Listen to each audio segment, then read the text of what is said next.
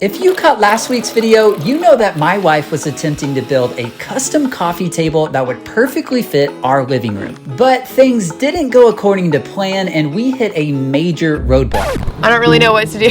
This is the point where I feel like just crying in a project. That means this week, Andrea will basically be starting over from scratch, which will include a trip to the mecca of all wood stores and a ton of hard work by Andrea. Will she be able to pull it off in this second go around? Find out in the adventures of my DIY wife and her non-handy husband.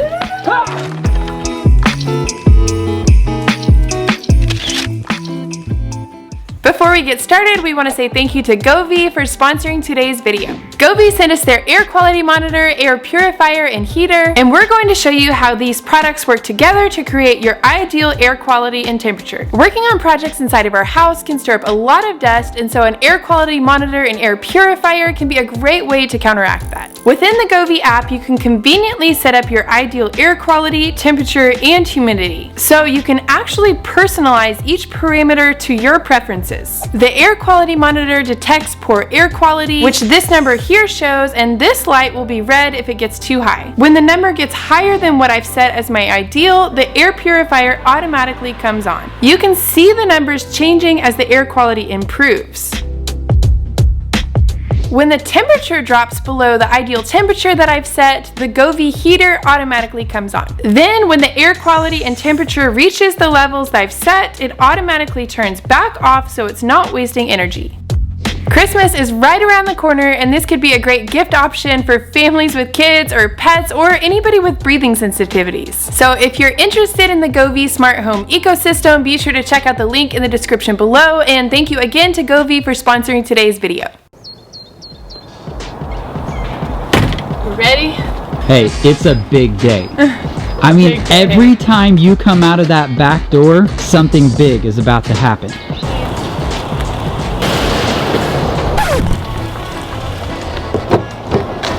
Babe, come on. You always do this kind of stuff. It's not funny. Hey, wait up, you dude. This isn't funny. Hey, what's your problem in here, huh? Were you like, oh look, she's not gonna drive away this time? Yeah, I was like, wow, she's actually letting me in. All right, where are we going? We are driving to Houston to a place called Brazos Forest Products. Basically, it's the place I go for any kind of specialty lumber that Lowe's and Home Depot aren't gonna carry because we don't have anything in town. So we're driving an hour and a half to go get the wood we need.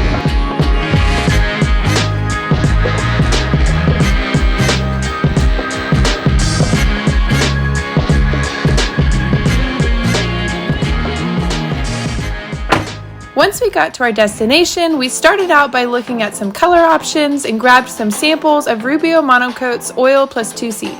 Once I grabbed several samples, we headed to the back section of the store where they keep all of the different kinds of wood, and it is always shocking to me how huge this place is and just how many varieties of wood they have. When you're ready, you let a staff member know which kind of wood you want, and they pull the whole pallet down to let you look through it and see which pieces of wood you want to take home. We took a few minutes to sift through and find pieces that would be good for the coffee table, and once we had all of those picked out, they offered to mill all of the wood for us, which basically means they plane all of the smooth sides and then trim off all of the rough edges so we have nice, smooth, straight boards. I am so glad they offer this as an option because it saved me a ton of time, as I would have had to borrow a planer from a friend, and working with these large, heavy boards is not easy. The planing job was taking a few minutes, so I took the liberty of walking around the warehouse and just looking at the staggering amount of wood they had in this space. It felt kind of like an entire Lowe's store just for wood.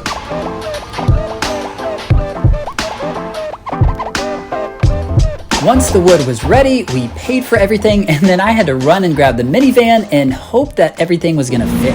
Going to get the van, and they asked me to hurry. Good thing I'm faster than Lightning McQueen, you know? 100% chance we're fitting all the wood in this minivan. You gotta love this. Truck, minivan.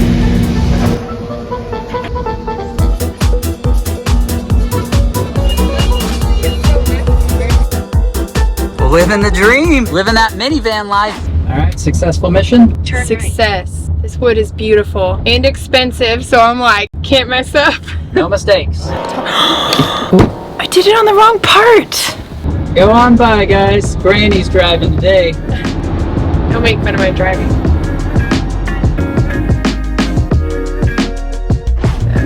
We made it. We made it. Once we got home, I asked Dean to help me carry in last week's coffee tabletop because I was starting to second guess the size of my initial design. It only weighs 347 pounds. Put your grunt into it! Ah! Once I got it inside, I knew that it was too big, and so I grabbed my tape measure and some blue tape to get a good visual on what felt like the perfect size before we started making cuts on that brand new beautiful white oak. Okay, the 4 feet definitely feels too wide this way. I taped out at 3 feet, and I think I'm liking that. Any narrower than the 3 feet feels a little bit too small to me, just because this space is so big. Girl on a mission. Don't get in her way, or you will be run over. So much easier. After finalizing my coffee table plans, it was time to unload all of the wood. Wow, these are heavy. Actually, go on top. You should be looking at my glutes now.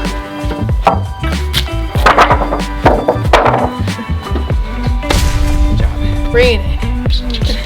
Once we had all of the wood unloaded, I laid it all out so I could figure out which pieces I wanted to use for the top. I'll do like a skinny, a wide, skinny, wide, skinny like that. Skinny, wide, skinny, wide, skinny. Is that what you said? Got it. You look like Spider-Man. Spider-Man? Woman. We always said if we built a workbench, she wouldn't squat anymore. She's a born squatter. She's been squatting since she was a child. While I started cutting down the boards for the top of the coffee table, I sent Dean to Lowe's to buy one more extra large clamp.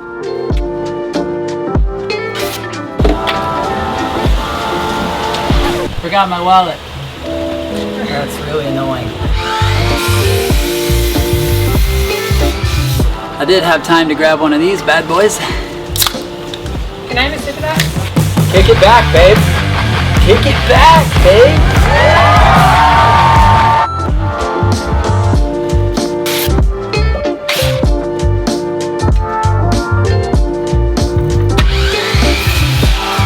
Once I had all of the boards cut for the top, I started adding pocket holes along the long sides.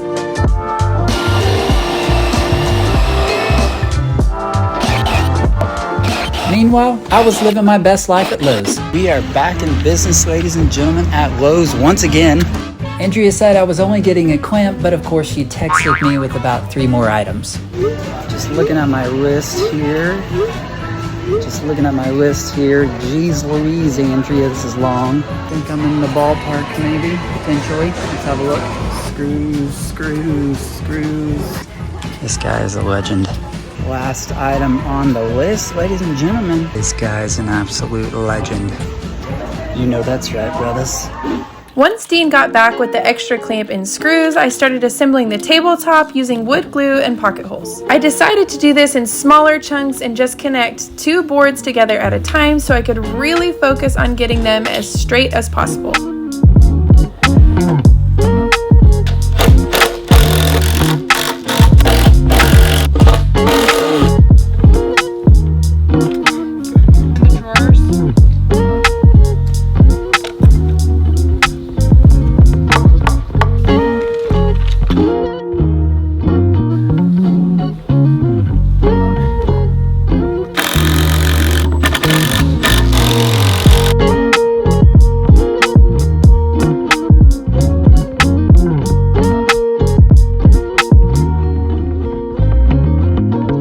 And then finally, I used my mega clamps to clamp the last 2 pieces together.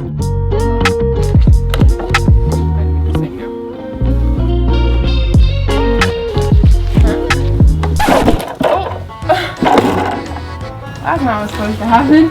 Then I grabbed Dean's help to hold it up on its side while I added all of the screws. Then just stand here for an hour.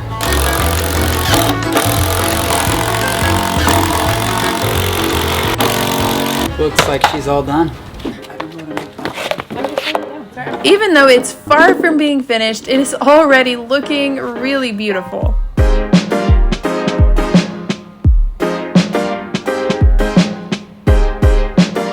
Next, I needed to trim off the excess from one end of the coffee table, and so I clamped a spare piece of plywood to use as a guide for my circular saw.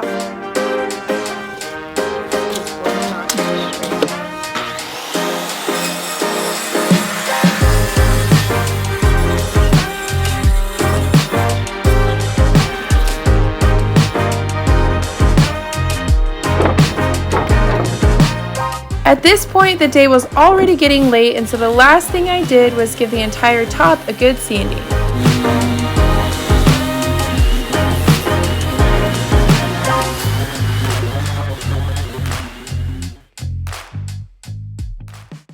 Alright, today I'm going to be working on finishing up the build on this coffee table, and I already have the top pretty much finished. I'll do a final sanding on that, so we're going to get started on making the legs and then all of the cross pieces that attach the legs. I'm so excited. I've been looking forward to this. To make the legs and the rest of the pieces for the underside of the coffee table, I would need to rip down the larger boards on my table saw, but before doing that, I cut down some of these super long boards on the miter saw to make them more easily manageable on the table saw. Ew, this wood is heavy.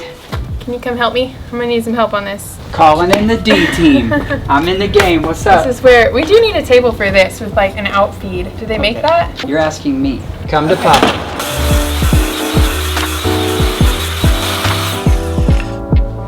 You did good, babe. You did good. It's a little bit stressful. From here, I can see your pieces touching down there, and that is what makes the blade have kickback. Is it? Well, I'm sorry, but you're working with the D team here, okay? You got to take what you can get. Good job, babe. That was excellent. Does this mean I've moved up to the B team? Uno mas? Uno mas, babe. All right, ready, Freddie?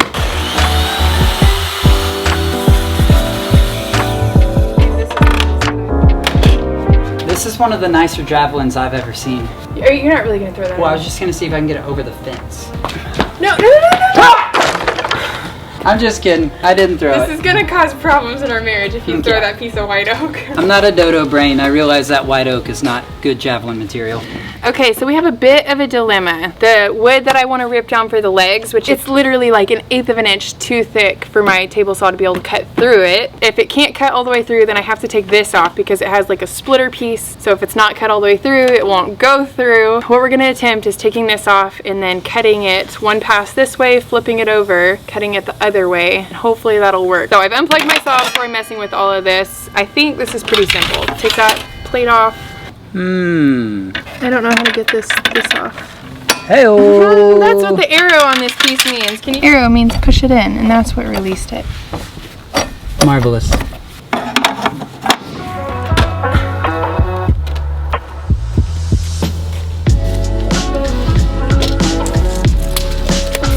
I decided to cut this down to a more manageable length on the miter saw first, so it'd be easier to push through the table saw.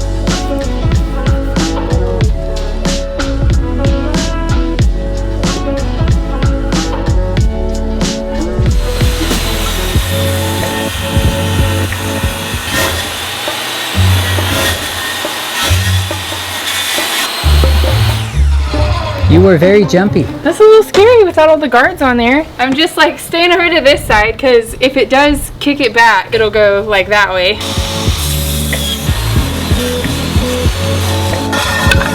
Okay, hopefully it cut all the way through. Ah!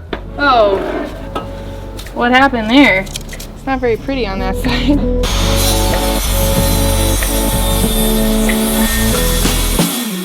Okay, so we've got one cut complete. I've got to do it one more time, and then I'll be able to make 2 legs out of each of these longer pieces.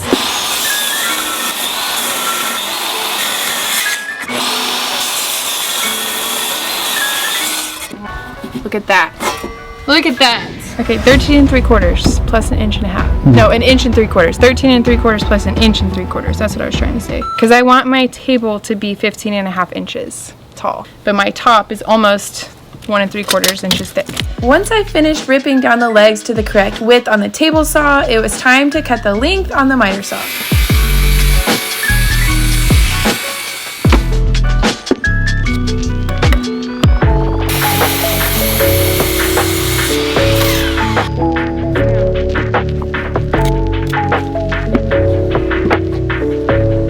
Okay, so I got the legs cut. We're gonna go ahead and move the top onto a couple of scrap pieces over there so I can kind of place the legs just visually to figure out where I want them. That way I can figure out what length I need to cut all of my cross pieces to. Then we'll get those cut and we'll start assembling it. I went ahead and set the legs on the tabletop to try and get a good visual and figure out how far apart I wanted them. Okay, I feel like something like this is good. I'll get exact measurements, but I want it a little bit further from the long ends, then further this way, and then there's a little less space on the sides here. Once I figured out my spacing, I took measurements, 25 inches it is, and then I was ready to make my next cuts.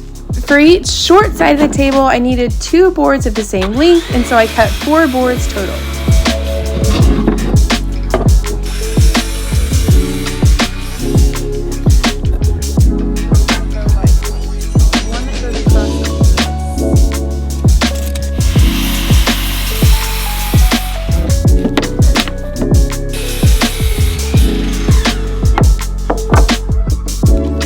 After I had all of these boards cut, I added pocket holes so that I could attach them to the legs.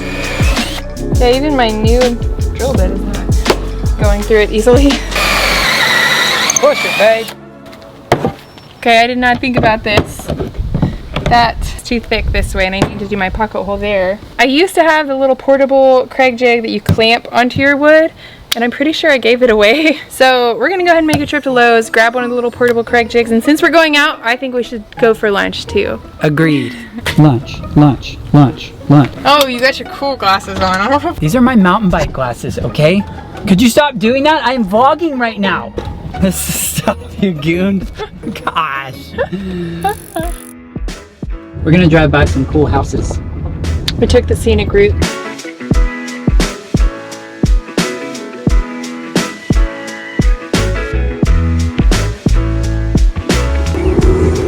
Wait a minute, upgrade. He's paying for parking first. It's a new day.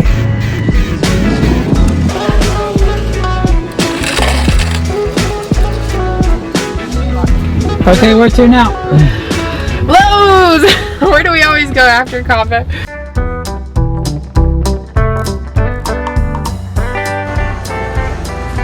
Hey, St. Nick. Hey, there's my man right there. That's the man. One time you sent me to get sandpaper and I was like, job well done. What happened? I said get the circle ones with the holes in it, and you got the square ones with no holes in it. I got those. I was supposed to get those. I'm seeing some Christmas presents around here for you, babe. Huh? What do you think? Yeah? When I send you to Lowe's for 2 things, do you go that fast? No, but I'm way more entertaining. Yeah, you are. You're filming yourself in those glasses? Yo, bros, who wants to ride?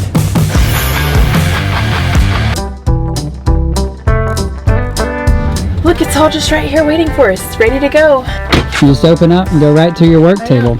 You're ready to go. Ready to go. Hey. Once we got back from Lowe's with the smaller pocket hole jig, we got right back to work.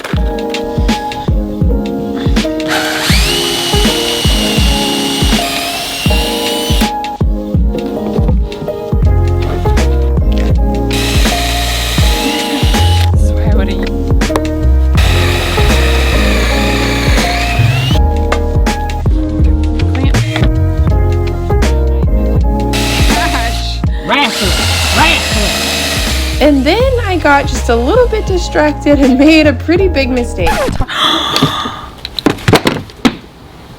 I did it on the wrong part. Making all these silly noises. It's your fault. Shoot. I think you're playing the blame No, game. I'm not being silly. It should have gone on that side. Dang it, I seriously just did it wrong. Thankfully, I had extra of that size board, and so I cut a new piece and then was super careful to put the pocket holes on the correct side. Ah, it's the same. We're saved.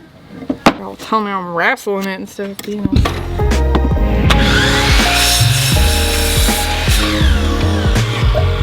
Good as new? Yes. Round 2. Wrestle it. Stop it.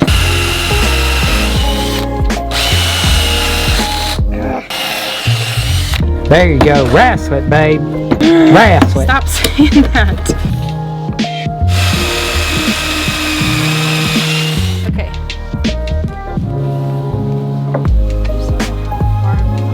Once I finally finished all of the pocket holes, I had one last board to cut that would go down the length of the underside of the table.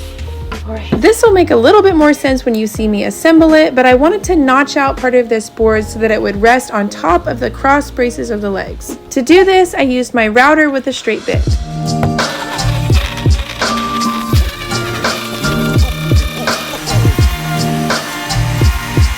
Gosh, I love that sound.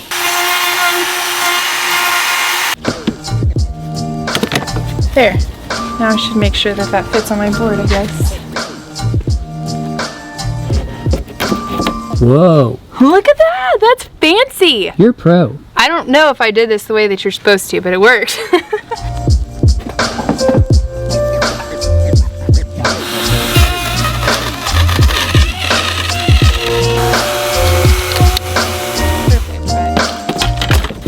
The test? It fits. And it's good! Once I had all of the pieces for the base of my table cut, I went ahead and sanded everything down before assembling. Since some of these boards were a little rough, I sanded everything with 100 grit sandpaper first, and then switched over to 150 grit sandpaper to finish everything off. Whenever you're staining wood, you actually don't want to go much higher than 150 or 180 grit, as the wood won't accept the stain as well.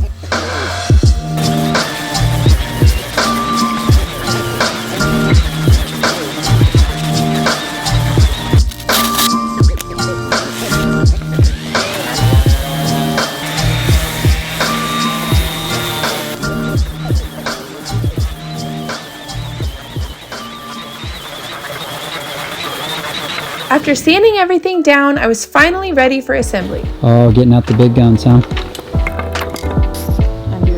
I used plenty of wood glue in my big clamp, and I wasn't expecting this part to give me trouble, but I was having a bit of a hard time holding the pieces where I wanted them. Okay, folks, she has done away with the clamp. What do you have to say for yourself? I kind of want to clamp it. What? I want to clamp it. Okay. This is hard. Once I finally figured out the best way to clamp everything together, things moved pretty smoothly. The way I can do this with the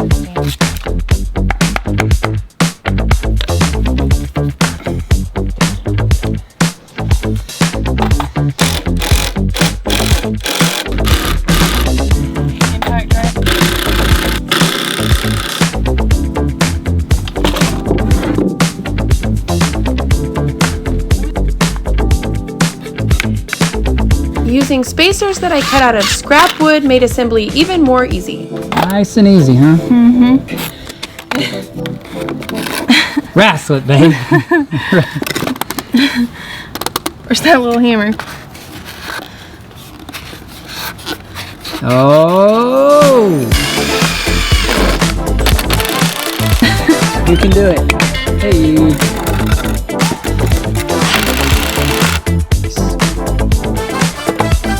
It looks like a twin bed for a hobbit. Like a footboard. Round two. Round two, man.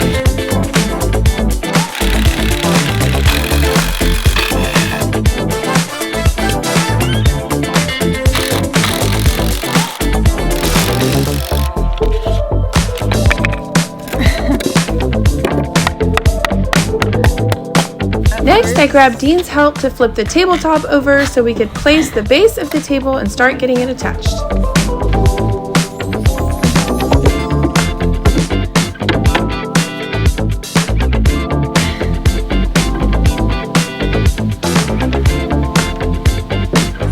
After measuring and making sure the legs were evenly placed, I drilled pilot holes and then screwed the base into the tabletop.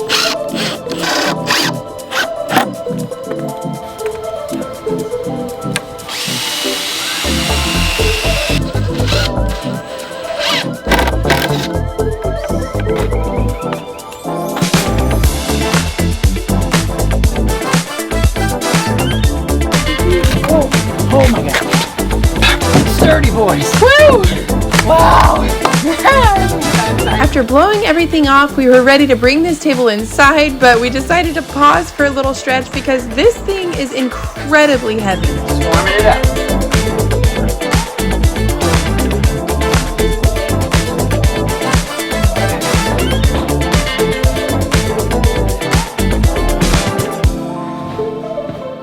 Just saying, it looks pretty good. We finished off the evening by taking out the old tabletop, and then I applied a pre-color to the entire table so that it could dry overnight and be ready to stain the next day. Okay, it is finally time to get a finish on this coffee table, and last night I actually applied a pre-color.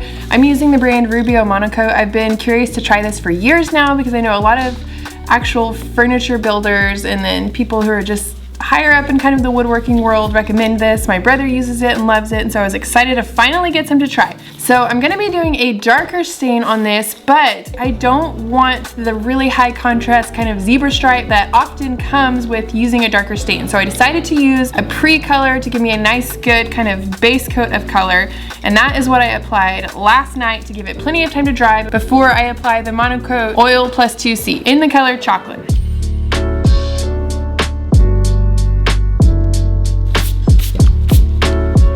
This is my first time using Rubio Monocoat products, and honestly the application was pretty straightforward and simple. It soaks in evenly so you don't have to worry about overlap marks like you do with traditional stain, and it also doesn't have a strong smell like normal stain, which is why we're working inside today.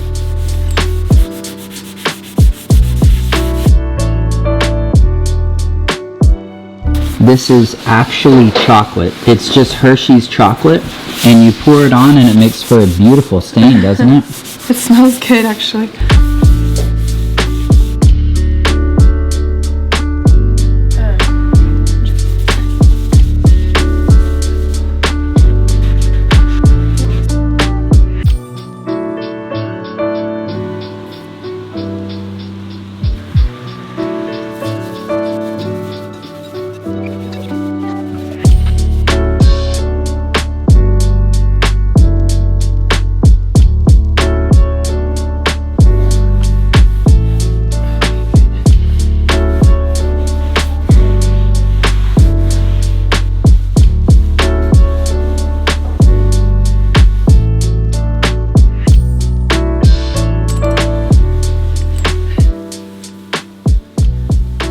Now I gotta do all the legs. I used a small sponge to apply it in all of the hard to reach areas and was sure to work in areas that I could finish within 15 minutes to wipe off the excess. Business thing? I'm like, nope.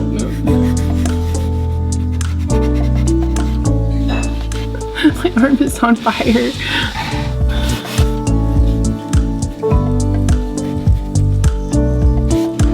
This product provides the color and the protective finish in one, so there is no top coat needed after this, and I cannot get over this beautiful velvety finish. Yo! Just kidding, it weighs like...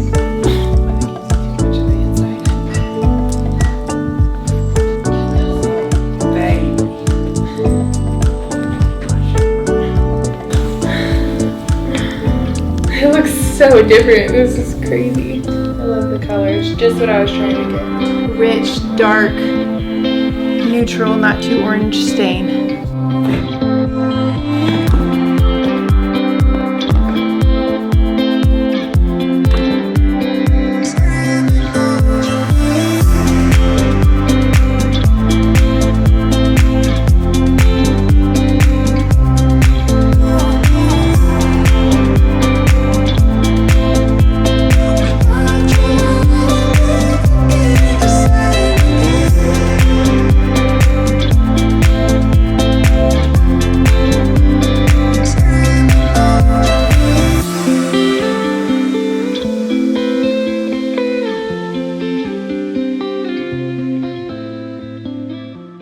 Well, babe, you did an amazing job on this coffee table. How good does this thing look? I'm like, you're a professional furniture builder.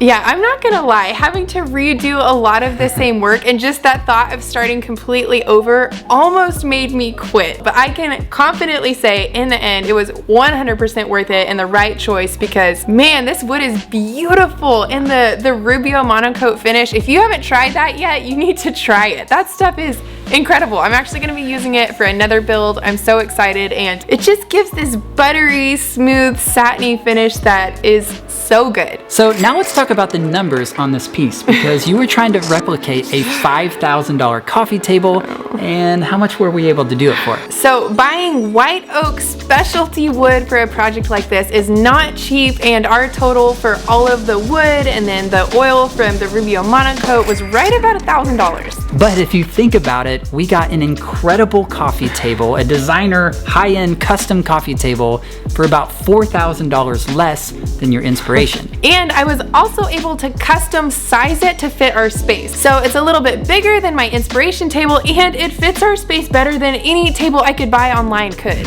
Well, we hope you enjoyed round 2 of this coffee table build, and we have more exciting furniture builds coming your way, so we will catch you in the next episode.